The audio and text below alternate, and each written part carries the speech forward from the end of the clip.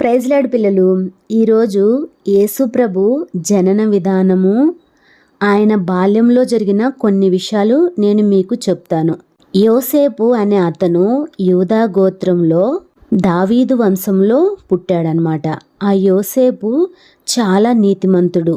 ఇతని పని ఏమిటంటే వడ్రంగివాడు, అంటే కార్పెంటర్. ఇతను బిజినెస్ నిమిత్తము, తను చేస్తున్న వ్యాపారం నిమిత్తము గలిలయలోని నజరేతులో ఉండటానికి వెళ్ళిపోయాడు. అక్కడే తను ఉన్నాడనమాట, తను బిజినెస్ చేసుకుంటూ. అయితే ఇతనికి మరియా అనే ఒక ఆమెతో ఎంగేజ్మెంట్ జరిగింది, అంటే ప్రదానం చేయబడింది. ఈ మరియా కూడా ఆ యోధా వంశంలో పుట్టిన ఆమె అనమాట. ఈమె కూడా చాలా భక్తిపరురాలు. యోసేపు ఏ విధంగా నీతిమంతుడు, భక్తిపరుడో అంతకన్నా మించి ఈ మరియా చాలా భక్తిపరురాలన్నమాట. చాలా మంచి అమ్మాయి. ఆ విధంగా ప్రదానం చేయబడిన తర్వాత ఒకరోజు ఏమైందంటే, మరియా ఒకరోజు ప్రార్థన చేసుకుంటున్న సమయంలో గాబ్రియేలు దేవదూత వస్తాడనమాట. వచ్చి, మరియా నువ్వు దయాప్రాప్తురాలు, నీకు శుభం కలిగిద్ది, మంచి జరిగిద్ది, నువ్వు గర్భవతివై కుమారుని కంటావు, అతనికి యేసు అని పేరు పెడతావు అని చెప్తాడనమాట. చెప్పంగానే ఆమెకి భయమేస్తుంది. భయమేసి, అదేంటి, నాకు ఎంగేజ్మెంటే కదా అయ్యింది, ఇంకా మ్యారేజ్ అవ్వలేదు, నేను ఏ విధంగా పిల్లోడిని కంటాను అని చెప్పేసి అనిద్దనమాట. అంటే ఇది దేవుని వల్ల, పరిశుద్ధాత్ముడు నీ మీదకు రావటం వల్ల, పరిశుద్ధాత్మ వల్ల నువ్వు గర్భవతివై కుమారుని కంటావు అని చెప్పేసి చెప్తాడనమాట దేవదూత. అలా చెప్పి దేవదూత వెళ్ళిపోతాడు. ఈ విషయము, ఈమె గర్భవతిగా ఉన్నది అనే మరియా విషయం యోసేపుకు తెలిసిద్దనమాట. యోసేపు, మరియా చాలా మంచిది కదా, ఏ విధంగా ఈ గర్భం వచ్చింది అని చెప్పేసి ఆలోచిస్తా బాధపడతా ఉంటాడు. అప్పుడు ఏమైందంటే, ఆ రాత్రి కల్లో గాబ్రియేలు దేవదూత మళ్ళా యోసేపుకి కనిపిస్తాడు. కనిపించి, మరియా గర్భవతిగా ఉన్నది, అది దేవుని వల్ల కలిగింది, అది పరిశుద్ధాత్ముడు వల్ల కలిగింది అని చెప్పేసి నువ్వు ఆమెను స్వీకరించటానికి ఆలోచించొద్దు, ఆమెను నీ దగ్గర ఉంచుకోమని దేవదూత చెప్తాడనమాట. ఇంకందుకని మరియాని స్వీకరించాడనమాట. ఆమెను తెచ్చుకొని తన ఇంటిలోనే ఉంచుకుంటాడు. ఆ విధంగా కొన్ని రోజులు జరుగుతూ ఉన్నప్పుడు ఆ దేశంలో ఒక ప్రకటన చేయబడిద్ది అనమాట. ఏమని అంటే, ఇవి అందరూ మీరు వెళ్ళి మీ ఊళ్ళకి వెళ్ళి మీ జనాభా లెక్కలు రాపించుకోవాలని చెప్పేసి కైసర్ ఔగుస్తు ఒక ప్రకటన అంతటి చేపిస్తాడనమాట.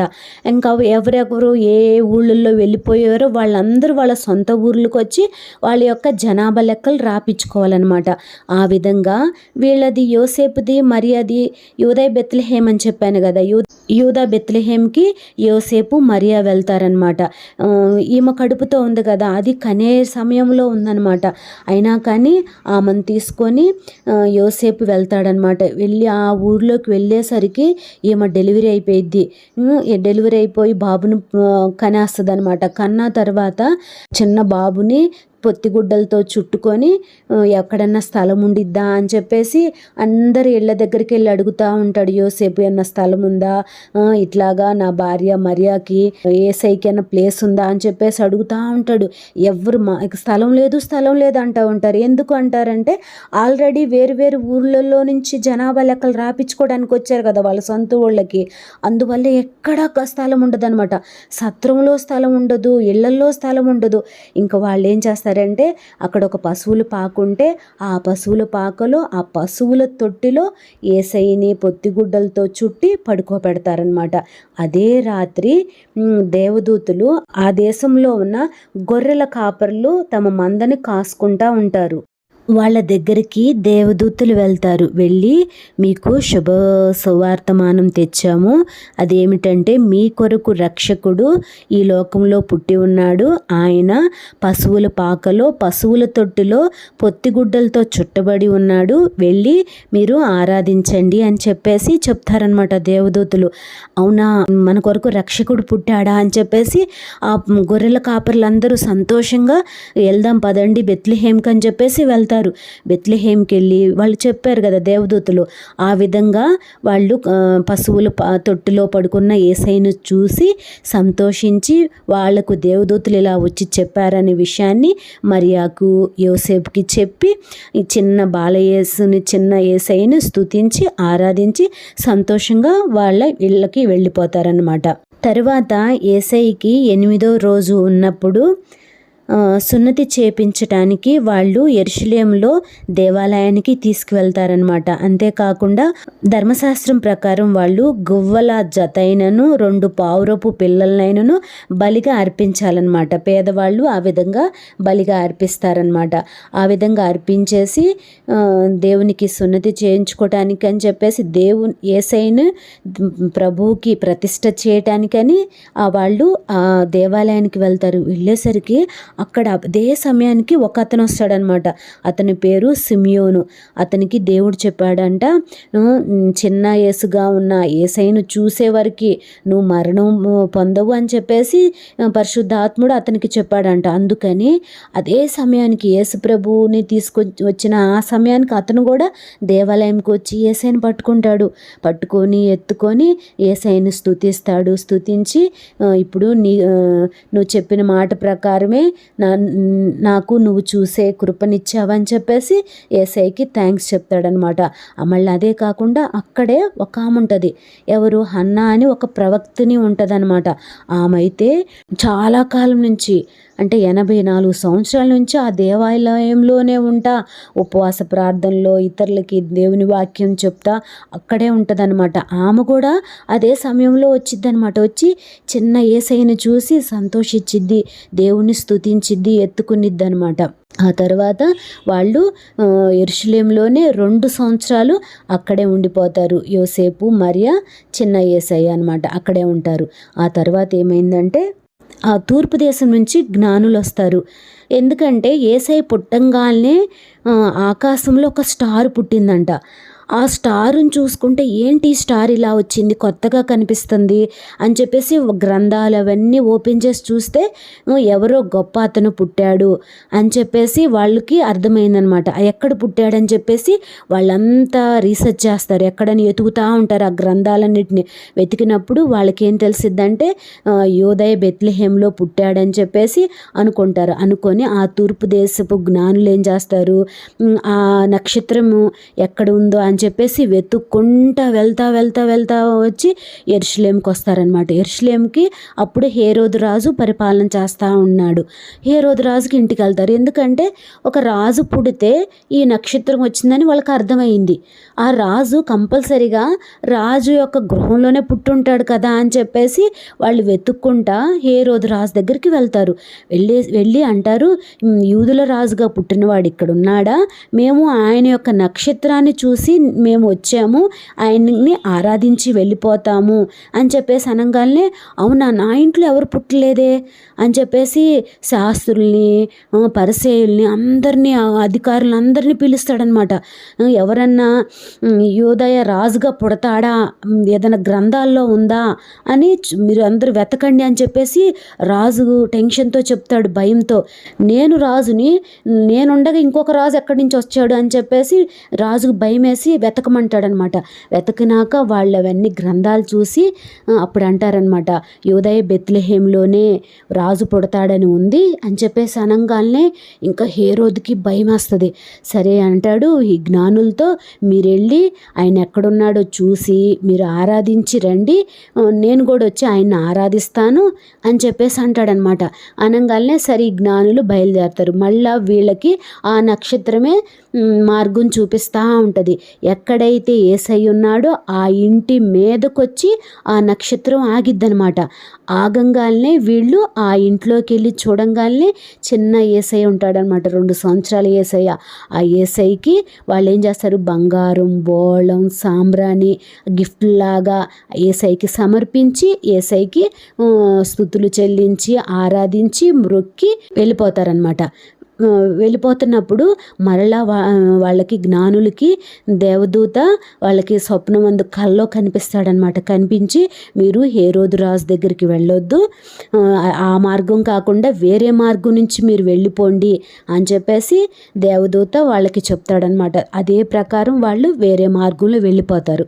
అప్పుడు ఈ రాజుకు అర్థమైంది, జ్ఞానులు నన్ను మోసం చేశారు, నాకు మార్గం తెలియకుండా చేశారు అని చెప్పేసి ఇంకా హేరోదు రాజుకి బాగా కోపం వచ్చి 2 సంవత్సరాల లోపున్న పిల్లలందరినీ, ఆ దేశంలో ఉన్న వాళ్ళందరినీ చంపేసేస్తాడనమాట. ఆ విధంగా అసలు ఎంతో మంది పిల్లలు చనిపోతారు.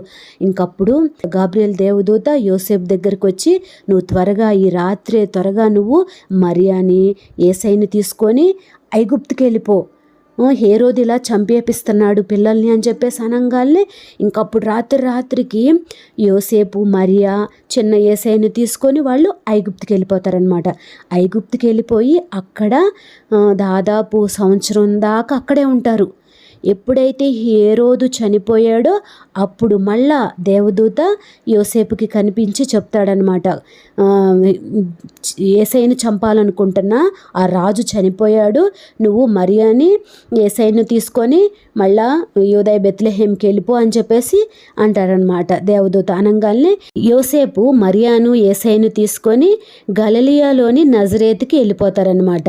అక్కడే తను బిజినెస్ చేసుకుంటున్నాడు కదా, అందుకని చెప్పేసి అక్కడికి వెళ్ళిపోయి అక్కడే ఉంటారనమాట. ఉన్న టైంలో చిన్నప్పటి నుంచే యేసయ్య ఈ వడ్రంగి పనిలో తండ్రికి సహాయం చేసేవాడు, వాళ్ళ అమ్మకి మరియాకి సహాయం చేసేవాడు. ఆ విధంగా మనుషుల దయ దేవుని దయలో ఎదుగుతూ ఉన్నాడనమాట. అంతేకాదు ఇజ్రాయెల్ ప్రజలు ధర్మశాస్త్రాన్ని నేర్చుకుంటారు కదా, ఆ విధంగా కూడా యేసయ్య ఆ ధర్మశాస్త్ర గ్రంథాన్ని నేర్చుకుంటూ ఉండేవాడు. మళ్ళీ అంతేకాదు నేర్పించే వాళ్ళకి అనేకమైన ప్రశ్నలు వేస్తాడనమాట. ఇది ఎలా వచ్చింది, ఇదేంటి, ఇలా ఎలా జరిగిందని, అమ్మ ఏంటి ఈయనకి ఇంత జ్ఞానం ఉంది అని చెప్పేసి ఆ బోధించే వాళ్ళందరూ ఆశ్చర్యపోతూ ఉంటారనమాట. అలాగా యేసయ్య ఎదుగుతా వస్తూ ఉన్నాడనమాట. ఒకరోజు ఏమైందంటే యేసయ్యకి 12 ఏళ్ళు వచ్చిందనమాట. వీళ్ళేంటి ప్రతి సంవత్సరం యెరూషలేంకి వెళ్తారు. ఎందుకు? పస్కా పండగ జరిగిద్ది. ఆ పస్కా పండగకి ప్రతి సంవత్సరం మరియా, యోసేపు, యేసయ్య అందరూ కలిసి పస్కా పండుగకి వెళ్తూ ఉంటారనమాట. అలా వెళ్తున్నప్పుడు ఒకరోజు ఏమైందంటే వెళ్ళిపోతారు, పస్కా పండుగ అంతా చూసుకుంటారు. రిటర్న్ వచ్చేసరికి యోసేపు మరియానే ఒక రోజంతా ప్రయాణంగా ముందుకు వెళ్ళిపోతారు. తీరా చూసుకునేసరికి యేసయ్య వాళ్ళతో ఉండడు అనమాట, మరియా యోసేపుతో. అయ్యో ఏంటి యేసయ్య లేడు మనతో అని చెప్పేసి మళ్ళీ వీళ్ళు యెరూషలేంకి వెనక్కి వెళ్తారు. అక్కడికి వెళ్ళేసరికి ఆ ప్రధాన యాజకులు, శాస్త్రులు వాళ్ళందరి మధ్యలో దేవాలయంలో 12 ఏళ్ళు ఉన్న యేసయ్య కూర్చొని వాళ్ళతో మాట్లాడుతూ ఉంటాడు. ఆ మాట్లాడుతున్నప్పుడు వాళ్ళని చాలా ప్రశ్నలు వేస్తాడనమాట. వాళ్ళైతే అసలు దేనికి సమాధానం చెప్పలేకపోతూ ఉంటారు. అమ్మ ఏంటి ఇంత చిన్న పిల్లోడికి ఇంత జ్ఞానం ఏంటి అని చెప్పేసి వాళ్ళందరూ ఆశ్చర్యపోతూ ఉంటారు. అంతలోకి మరియా యోసేపు వెళ్తారనమాట వెతుక్కుంటా. వెళ్ళి చూడంగానే ఏంటి యేసు ఇలా చేసావు, ఎంత వెతుకుతున్నామో నీ కోసం అని చెప్పేసి యోసేపు అంటాడు.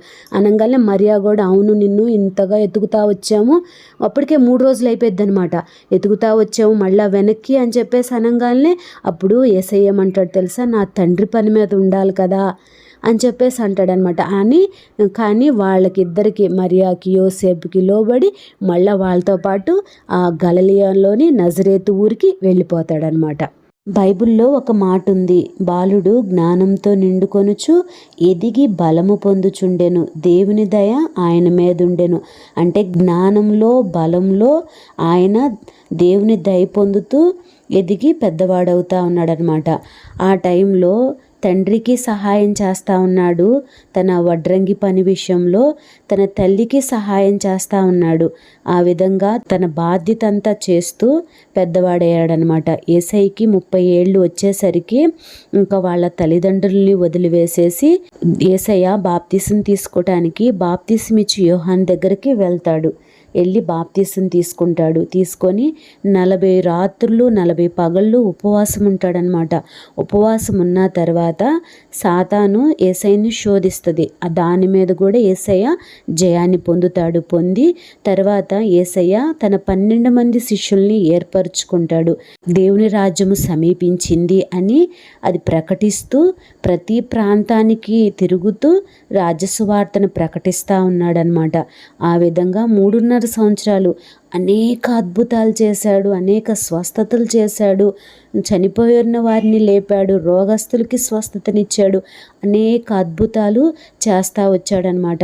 ఆ 3.5 సంవత్సరాల తర్వాత యేసయ్య సిలువ వేయబడి మరణించి తిరిగి లేచి పరలోకానికి వెళ్ళిపోతూ శిష్యులకు ఒక మాట చెప్పాడనమాట.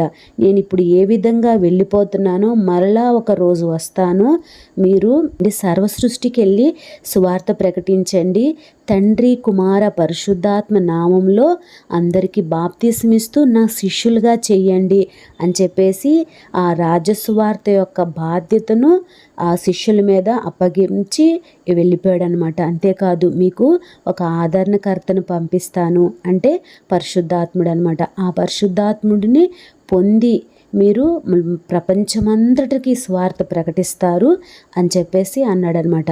ఆ పరిశుద్ధాత్ముడు పొందిన తర్వాత శిష్యులు ఏ విధంగా వాక్యాన్ని ప్రకటించారు అనే విషయాన్ని, మెయిన్ పేతురు ఏ విధంగా ప్రకటించాడు అనే విషయాన్ని, పేతురు యొక్క బాల్యము, పేతురు యొక్క జీవితము, ఆయన సేవ ఎలాగా, యేసయ్య సేవ ఎలా చేశాడు, ఆయన ఏ విధంగా హతసాక్షి అయ్యాడు అనేది ముందు వారాల్లో మనం తెలుసుకుందాము.